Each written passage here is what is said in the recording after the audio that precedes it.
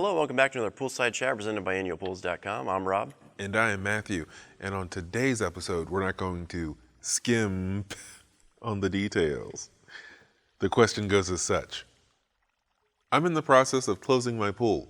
How do I winterize my main drain line? Rob? Well, since closing the main drain isn't the first step in the winterizing process, we'll assume that the water has been drained below the skimmer and return jets, and that those lines have already been winterized. There are a couple different ways to winterize a main drain line, and it depends on how the main drain is plumbed. We'll start with the most common. The majority of main drains have a line that runs from the drain back to the equipment. If you have this style, you'll need a blower. The first step will be isolating the line that runs from the pump back to the main drain. This will require that the valve for the main drain is open and the skimmer line is closed. With the pump lid removed, you can insert the blower hose in the strainer housing and into the suction port. Turn the blower on and wait for the bubbles to emerge from the main drain.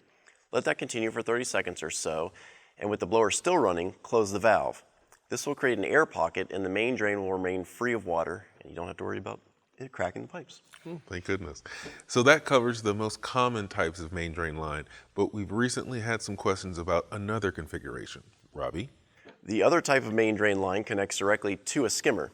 Some skimmers have two holes in the bottom. The hole furthest away from the pool is the line that goes back to the pump.